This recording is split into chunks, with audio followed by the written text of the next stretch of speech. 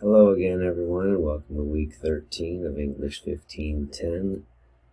The week overview for this week is going to be covering the outline with abstract and works cited for the research paper, the last piece that everyone is working on for the semester. We just rounded out the 2 weeks of the first pre-writing and organization pieces for this. Everyone should have submitted the summary with working thesis and then the primary points of support, which were the topic sentences. Both of those submissions had works cited page requirements with them. The summary with working thesis had the 5 sources required from the MLA formatted peer-reviewed sources of 5 for the summary working thesis, full text available articles from the database, and then for the primary points of support, which were the topic sentences, that had a requirement of 10. So both of those should have been completed and submitted already. I've posted the feedback for most students on those. We post the remainder today and tomorrow. And then the piece this week is the research paper outline with abstract and works cited of 15 sources. That is going to be due on April 10th. And then the final piece that everyone will be doing for this, the research paper, is due on the 26th. There will not be a peer review forum for this one. I am still working some things out with different students on some of the things that happen with peer review forums and the discussion boards. I did not make any further requirements on those. I posted some students' grades for those discussion boards up here. Some I'm still reviewing some of the things that were submitted and some of the things that were commented on other students' papers in there, whether or not all the requirements were met on the memoir and rhetorical analysis. Memoir, I believe I have all of those posted throughout, and then I have the majority of them on rhetorical analysis. But some students simply did not engage at all. Some students did very minimal engagement on those and just answered a few minor things on there, particularly with the review of a classmate's work. Looks to me like most students got their submission points on all of that, and the review of the classmates they did not. But it did not go great on those, especially in the second forum there for rhetorical analysis. I had about 50% buy-in, I think, from both my strictly online 1510 classes right now. So a little problematic there. I'm not going to go, as I said, I'm not going to go with a peer review forum for this last piece. I'm just going to leave it as responses to work off of your summary and working thesis with works cited page and primary points of support with works cited, and then the outline here. And the feedback that you get from me will be the only one that you'll be working off of. I don't see that there were enough students engaging with those to keep that forum going, and it makes it a little bit difficult when I only have minimal engagement and to go, instead of just being able to review for the primary points and that you're covering on those, to actually give valid feedback and credit on those for an engagement back and forth. So this week, what we're looking at here is the outline with abstract, sources 15, and that's due by next Monday, April 10th by 11:30 p.m. Then you'll have a space again here. I will have the posting for week 14 and 15 over the next 2 weeks when they come on Mondays.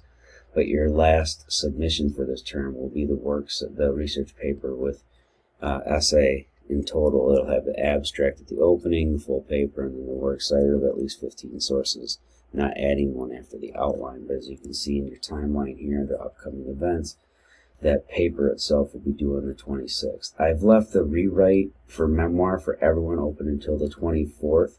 And a few students, if there's any issue on those, I'll have a 1 day buffer maybe with that too for final grading at the end of the term, but I need to make sure that those are in. I know I had a couple of you that I still didn't,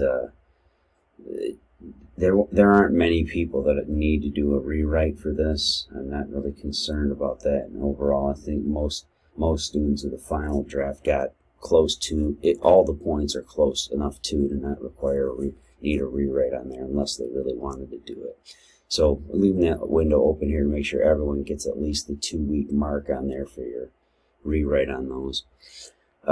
With the pieces that were just completed, I also want to say that in the categories so far, I have all of these different categories that students should have completed their work throughout the term. And I do have, in one class, I have 3 students who have submitted almost nothing throughout the entire term besides forms at the opening and a couple of pieces of memoir and 1 or 2 of the rhetorical analysis, and then nothing. They all should have been submitted to their drop boxes, assigned drop boxes throughout the semester. You can see the due dates still listed on here from those. And as I said, in both classes I have a few students. One class I actually have a few more than the others, but some of the work is simply not completed. And there's no reason or acceptable rationale on those if I haven't been receiving contact from you either. I've had students where I've posted feedback in the windows and everything else on your page's submissions and not heard from you. So you're coming to the end of the semester here, which is going to result in a failing grade if none of those things are addressed, and I haven't had contact from those students. I have 3 in one class and 4 or 5 in the other that are in, pretty fairly high risk of falling into that category by the end of the term. Out of 25 students on roster in each one of the online classes, 3 is not unheard of, but having 4 or 5 starts getting a little bit excessive on there. And I know for the one class I've only had contact from 2 of those students, so make sure that you note that. It's your responsibility to be staying up with these and putting the submissions into their drop boxes. Now for this week, the main thing is fairly straightforward and simple. You're going with your research paper outline here. In the overview video, just note there's commentary there. I made this video originally in the fall of 22, so there's some commentary there that refers to a different semester. You're just paying attention to the main outline portions. I'm going to cover here right now in brief, and then you have the instructional video here to reiterate.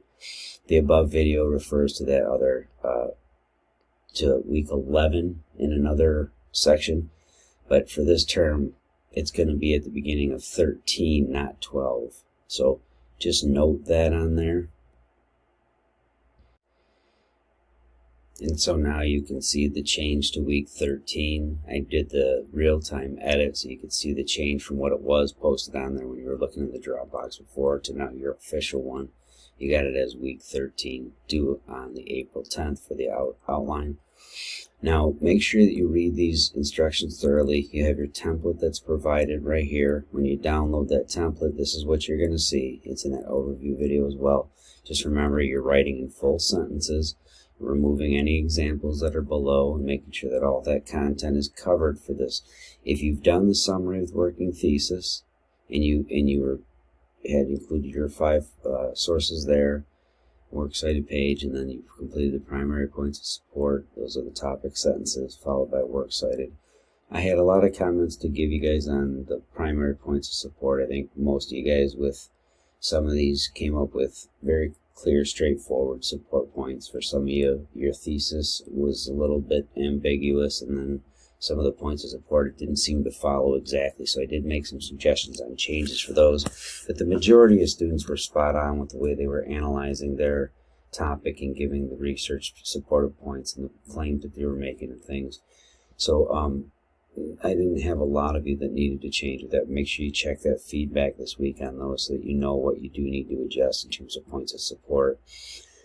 In the boxes below, you're still doing a general to specific intro, and then the quotes for each body paragraph below, you're going to use at least 2 quotes as minor supports. Make sure you pay attention to the Dropbox, what it says about formatting quotes. Make them as minor supports to a major supporting claim. You'll see this example scaffolded down below. This, for the work, please make sure you, again, remove the examples. I used as an example here music therapy, what it is and how it works. Now, if you're not doing this topic, you're removing this and writing a different one. If you are using music therapy, it's just fine to leave this up here and submit this on your outline. These general to specific statements here, I've given example framings of how you might start all these pieces for yours.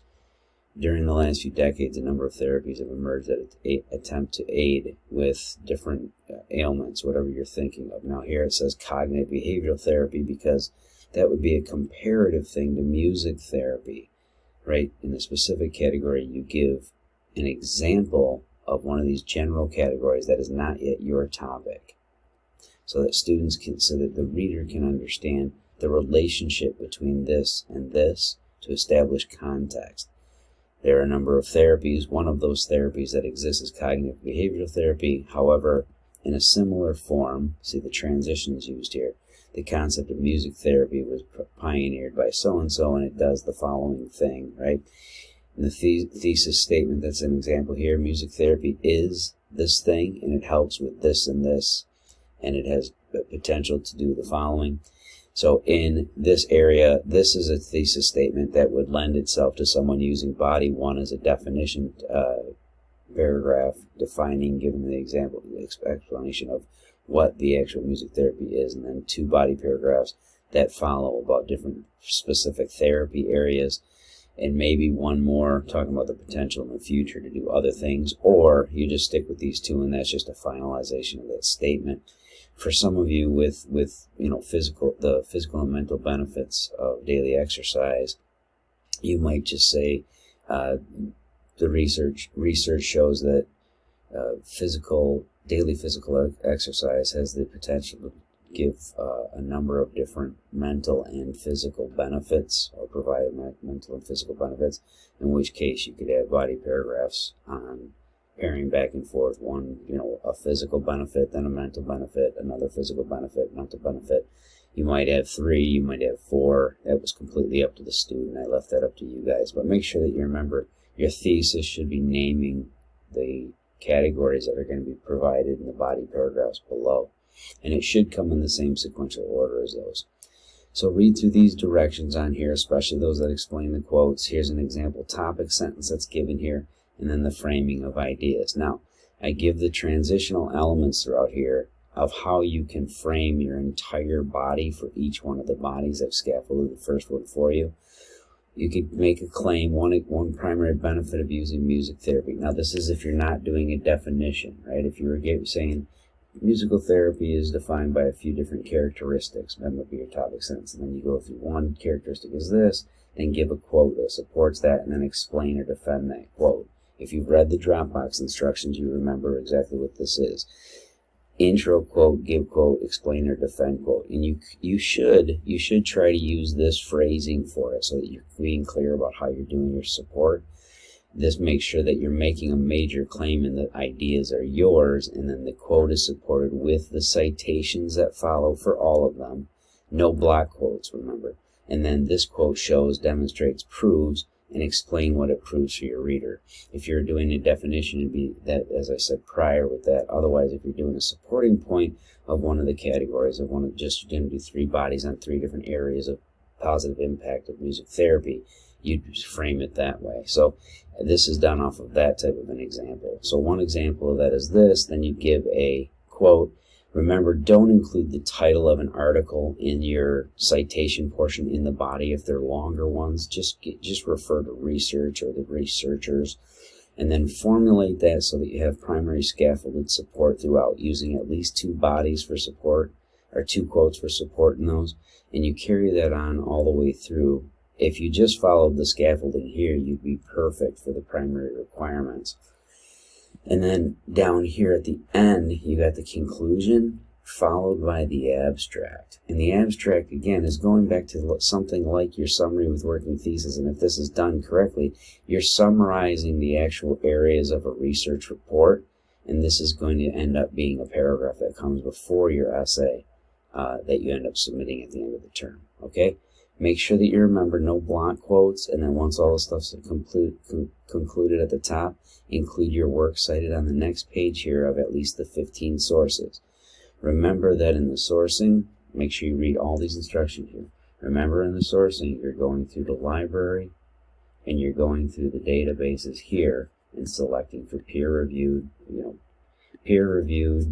full-text available articles from our databases on here. Again, we used media literacy before, and remember to make sure to apply the filters of peer review and full text available. Okay, I look forward to seeing those. Those are all due by next Monday at 11:30 p.m. and I will be posting the rest of the feedback